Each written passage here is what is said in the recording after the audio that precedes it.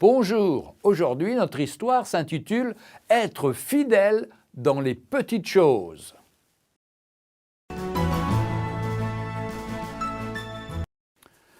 L'histoire que je vais vous conter se passe dans des temps reculés, à l'époque de l'un des rois Olaf de Norvège.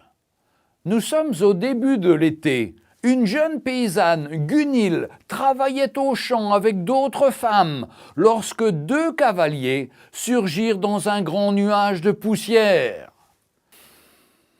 Quand ils eurent mis pied à terre, ils annoncèrent aux femmes qu'ils venaient de la part du roi pour leur faire une annonce importante. Notre bien-aimé roi Olaf veut marier son fils à une jeune fille du pays. Mais toutes les prétendantes, issues des meilleures familles, ont été rejetées à cause de leur frivolité. Il convie donc toutes celles qui se sentent dignes d'épouser son fils à venir au château dans 7 jours, exactement à 11 heures. Gunhild, qui n'en croyait pas ses oreilles, abandonna son travail pour se rendre dans sa maison. Réunissant quelques pièces d'étoffe chatoyantes, elle se mit à tailler, puis à coudre les tissus. Sa mère lui demanda mais pourquoi elle avait quitté son labeur et ce qu'elle était en train de faire avec ses étoffes. Gunhild lui répondit qu'elle comptait se faire une belle robe pour se présenter au château dans 7 jours. Ahurie, sa mère prétendit qu'elle était folle, que sa condition était beaucoup trop modeste. Comment pouvait-elle prétendre épouser le fils du roi Olaf et devenir reine? Un rôle pour lequel elle n'avait aucune compétence, et encore moins la stature. Mais rien n'y fit. La jeune fille, ferme dans sa décision, continua sa couture. Le 7e jour, elle était prête. Ayant revêtu sa belle robe, elle se dirigea vers le château du roi. Alors qu'elle franchissait le pont-levis, elle fut très surprise de voir dans la cour du château une foule de jeunes filles, peut-être 1 millier, venues de tous les environs du pays pour répondre à l'invitation du roi. Les gardes demandèrent à toutes les jeunes filles de se mettre en rang, puis ils donnèrent à chacune une graine. Le roi avait donné l'ordre au chef des gardes de transmettre une requête aux jeunes femmes. Jeunes filles, nous vous remettons une graine que nous vous demandons de considérer comme très précieuse. Vous en prendrez le plus grand soin. Plantez-la, arrosez-la, faites en sorte qu'il en sorte une très belle fleur. Celle qui aura obtenu la plus belle fleur sera considérée comme digne d'épouser le prince. Car si vous êtes capable de montrer votre ténacité, votre soin dans les petites choses, on vous en confiera des grandes.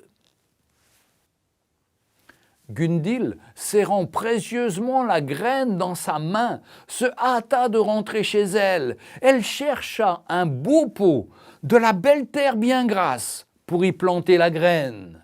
Les jours qui suivirent, elle veilla sur sa graine, comme sur un trésor, ayant posé le pot dans un endroit bien lumineux et suffisamment ensoleillé. Elle l'arrosait régulièrement en prenant soin de ne pas la noyer. Puis elle attendit et elle guetta l'apparition d'une fleur. Le temps passait, mais rien ne sortait, pas le moindre bourgeon, pas la moindre tige. Gunhild ne comprenait pas comment, avec tous les soins qu'elle prodiguait à sa plante, aucune fleur n'était apparue alors qu'elle était une experte en culture en tout genre. Désespérée, elle pleurait chaque fois que son regard croisait le pot vide. Quand arriva le moment où elle retourna au château, elle vit une foule de jeunes filles portant chacune un pot d'où émergeaient des fleurs magnifiques, aux formes et aux coloris variés. Elle était la seule dont le pot fut vide. Le roi parut et donna un ordre au chef des gardes qui le répercuta à tous les autres gardes. Ils renvoyèrent toutes les jeunes filles, sauf une, Gunhild. On l'amena devant le roi Elle avait tellement peur qu'on la punisse d'être venue sans fleurs. Elle éprouvait une telle honte qu'elle tremblait et que le pot lui échappa et se brisa sur le sol. Cette fois, elle était sûre qu'elle serait condamnée à mort. Elle se tenait à genoux devant le roi, n'osant le regarder. Ce dernier la releva avec gentillesse, lui caressa la joue, il lui sourit et lui dit que toutes les graines qui avaient été distribuées à cette foule de jeunes filles étaient stériles, qu'elle était la seule à avoir cultivé la fleur d'honnêteté.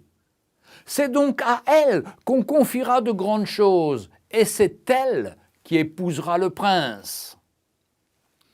La parole de Dieu dans l'évangile de Luc, au chapitre 16 et au verset 10, nous dit « Celui qui est fidèle dans les moindres choses l'est aussi dans les grandes, et celui qui est injuste dans les moindres choses l'est aussi dans les grandes. On ne peut servir deux maîtres. » Le chemin est étroit. Jésus a dit « Je suis le chemin, la vérité et la vie. Celui qui me suit ne marchera pas dans les ténèbres, mais il aura la lumière de la vie. » Avez-vous cette lumière de l'Évangile en vous? Marchez-vous sur ce chemin étroit? Jésus vous y attend.